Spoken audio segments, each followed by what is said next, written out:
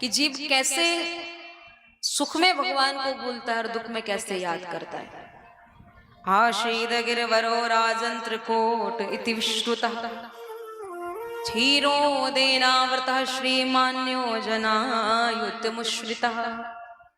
त्रिकूट नाम का एक विशाल पर्वत जिस पर गजेंद्र नाम का एक हाथी रहता है। बहुत ध्यान के साथ सुनना, ये गजेंद्र जो हाथी है ना, ये कोई और नहीं, हम और आप ही हैं।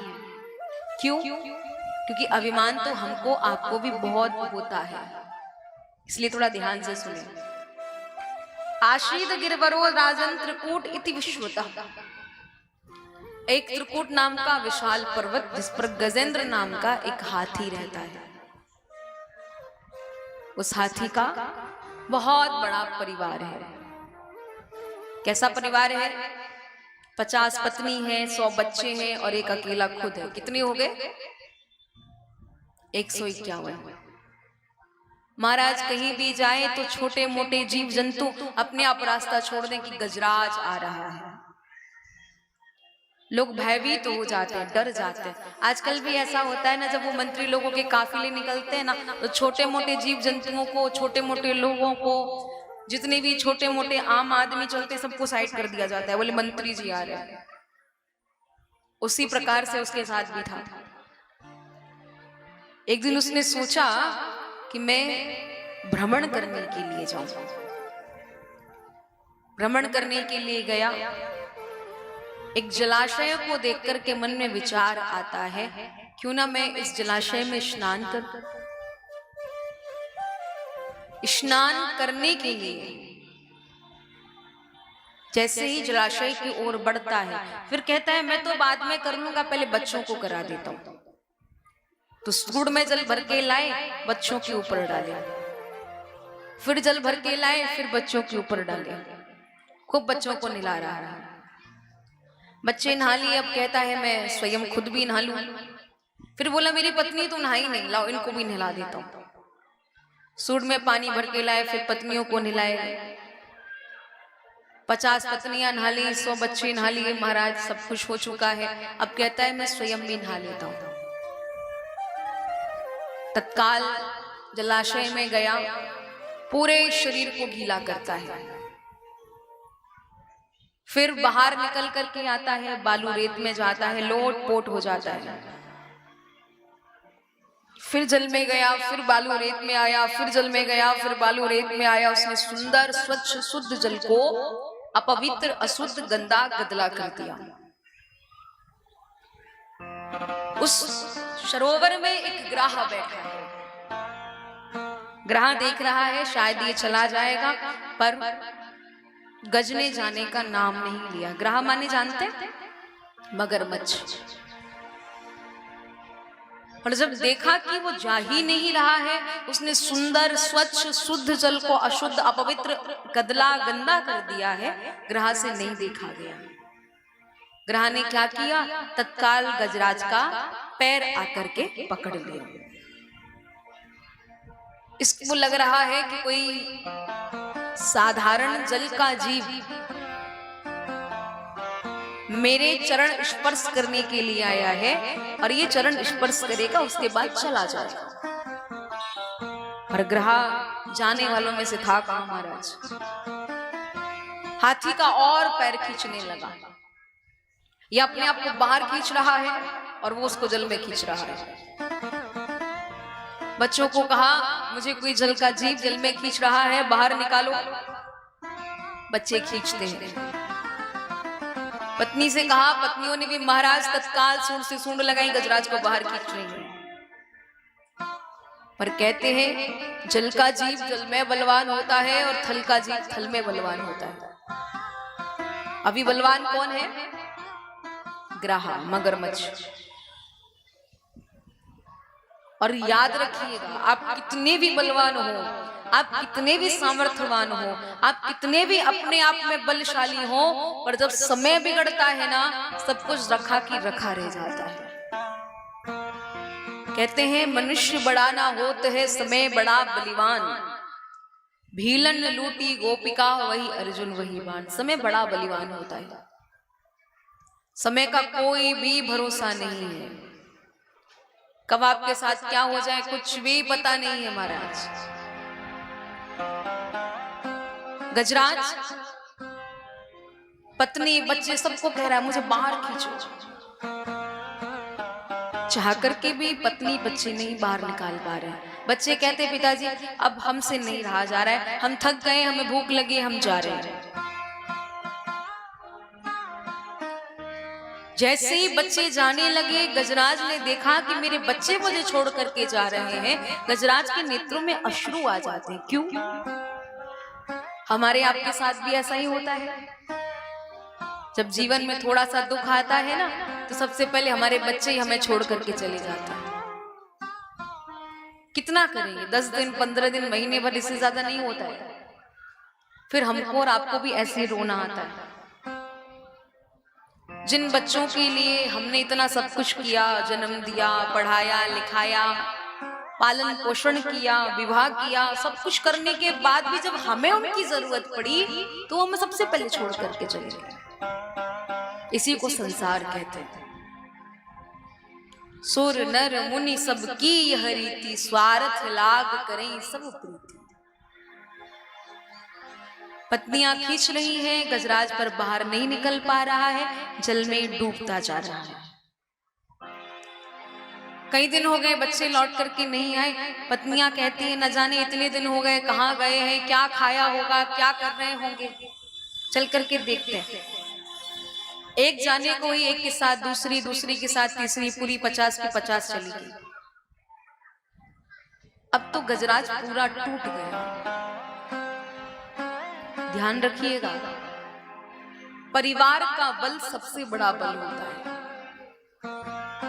अगर वो बल साथ नहीं है ना महाराज, तो कितने भी हमारे रिश्तेदार, सगे संबंधी, इष्ट मित्र, बंधु बांधव रहे होंगे ना, तो भी लगेगा हमारे पास कोई नहीं है, क्योंकि अपना अपना ही होता है। गजराज कहता है मैंने पत्नियों के लिए, बच्चों के लिए अपना जीवन समर्पित कर दिया, पर आज जब मुझे इनकी जरूरत पड़ी, ये सब मुझे छोड़ करके चले गए। ऐसा ही होता है। आप बीमार हो जाइए तो आपके खुद के बच्चे, आपकी पत्नी सबसे पहले ही आपको छोड़ देंगे। क्यों? बोले कितना करेंगे, साल भर 2 साल भर, इससे ज्यादा नहीं हो सकता। आपके व्यापार में या आपके जीवन में कुछ ऐसा हो जाए तो जिनको आप सबसे ज्यादा अपना समझते हो ना, वही आपको छोड़ करके चले जाएंगे। हमारे पास 4 पैसे हैं, लोग हमारे अपने हैं, और 4 पैसा खत्म होते ही ना वो हमें जानते और ना वो हमारे कोई काम आएंगे। क्योंकि सिर्फ यहाँ धन के रिश्ते होते हैं। 4 पैसा होने पर रिश्ते नहीं होते हुए भी लोग रिश्ते बना लेते हैं, और पैसा खत्म हो जाता है, हमारे अपने हमसे मुंह मोड़ लेते हैं। कभी व्यापार में घाटा आ जाए, या हम अस्वस्थ हो जाए, या और कुछ हो जाए, कोई भी हमारा अपना हमारे साथ नहीं खड़ा रहता है, क्योंकि ये कलयुग है। यहाँ सिर्फ देखते हैं कि अब हमारी जरूरत पूरी हो गई है, उसके बाद लोग अपना मुंह मोड़ करके चले जाते हैं। सुख के सब साथी, दुख में न कोई, ये वास्तविकता है। अगर कोई साथी होता है तो सिर्फ प्रभु का नाम, अगर कोई साथी होता है तो ठाकुर जी का नाम और आपके द्वारा किए गए अच्छे कर्म। बाकी सब ऐसा ही है। हम लोग जिनके ऊपर ज्यादा अभिमान करते हैं ना, सबसे पहले वही हमको पीठ दिखा के जाते हैं। नहीं करना चाहिए। गजराज टूट गया है, अब कोई नहीं है मेरा। समस्त देवगण कह रहे हैं कि शायद ये हमें बुलाएगा तो हम जाएंगे, कोई कह रहा है ये हमारा चिंतन करेगा तो हम जाएंगे, पर आज गजराज सोच करके बैठा है कि मैं किसी को भी नहीं, सिर्फ और सिर्फ आज मैं परमपिता परमात्मा को बुलाऊंगा और उन्हीं से ही कहूंगा कि मेरी वो रक्षा करे, और मैं उन्हीं का ही चिंतन करूंगा। वो बचाएंगे तो बच जाऊंगा, और वो नहीं बचाएंगे तो कोई बात नहीं। गजराज प्रभु से प्रार्थना कर रहा है, फिर कौन बिगाड़ करे जब राम सहारा है। ये वास्तविकता है। हम सोचें कि अगर सांसारिक लोग हमारी रक्षा सुरक्षा करेंगे, सांसारिक जीव हमें हर दुख से बचाएंगे, कदापि नहीं। अगर परमात्मा का हाथ सिर पर हो, अगर वो हमारे साथ हो, तो फिर किसी और व्यक्ति विशेष की हमें जरूरत ही नहीं है। हमारे साथ श्री रघुनाथ, हमें किस बात की चिंता, शरण में रख लिया जब माथ तो किस बात की चिंता। ये वास्तविकता है।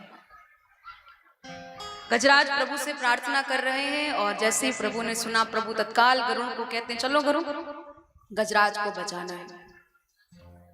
जैसे ही कहा गजराज को बचाना है, महाराज गरुड़ कहते हैं, वैसे तो ये तीनों लोगों के नाथ कहलाते हैं, पर फिर भी ये मेरे बिना अनाथ है। जहां देखो चलो गरुड़, जहां जाओ चलो गरुड़, हर जगह गरुड़ को ही इनको लेके जाना। प्रभु बोले, अच्छा अभिमान, जो अभिमान रूपी बीमारी गजराज को लगी है, वही बीमारी मेरे गरुड़ को भी लग गई है। प्रभु कहते हैं, बाहर वाले रोगी को तो बाद में ठीक करूंगा, पहले घर वाले को ठीक कर देता हूं।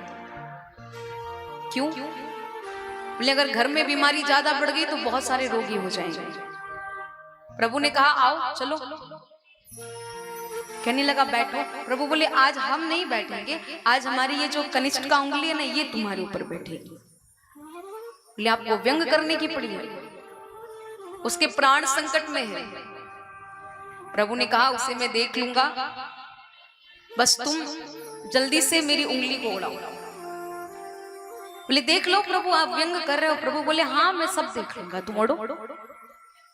गरुड़ ने पंख फड़फड़ाने प्रारंभ किए। महाराज, पंख फड़फड़ाता फड़फड़ाता गिर जाता है, पर उड़ नहीं पाता है।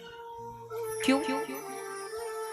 जब हम सिर्फ विश्वास रखते हैं ना, तो हमारी जीत हो जाती है, और जब हम अत्यधिक विश्वास रखते हैं ना, तो हमारी हार निश्चित होती है। कॉन्फिडेंस रखना ठीक है, पर ओवर कॉन्फिडेंस अगर आप रख करके बैठे हो तो आपकी हार निश्चित है। क्योंकि विश्वास सिर्फ हमें परमात्मा के ऊपर है, और अत्यधिक विश्वास अगर आप कर रहे हो तो वो आप सिर्फ अपने ऊपर कर रहे हो। जीव को सिर्फ विश्वास रखना चाहिए कि हर पल, हर क्षण, हर संभव प्रभु मेरी रक्षा करेंगे। गरुड़ जब हार गया तो प्रभु से कहता है, प्रभु माफ करना, मैं आपको भला क्या उड़ाऊंगा, मैं तो सिर्फ एक माध्यम हूं, सबको उड़ाने वाले, चलाने वाले तो सिर्फ आप हैं। ये वास्तविकता है। उनकी कृपा के बिना एक पत्ता भी नहीं हिलता है। होई है सोई जो राम रचि राखा, को करी तर्क बढ़ावे साखा। गरुड़ के ऊपर प्रभु बैठे हैं, प्रभु ने अपने पैरों में गरुड़ को दबाया है। प्रभु ने कृपा की, गरुड़ उड़े। देखा कि गजराज पूरा डूब चुका है, सिर्फ और सिर्फ थोड़ी सी सूंड दिखाई दे रही है। प्रभु ने उसी सूंड को पकड़ करके गजराज को बाहर खींचा, और गजराज के साथ साथ ग्राह भी बाहर आता है। प्रभु ने पहले ग्राह का मस्तक छेदन किया, तत्पश्चात प्रभु ने फिर गजराज के ऊपर कृपा की।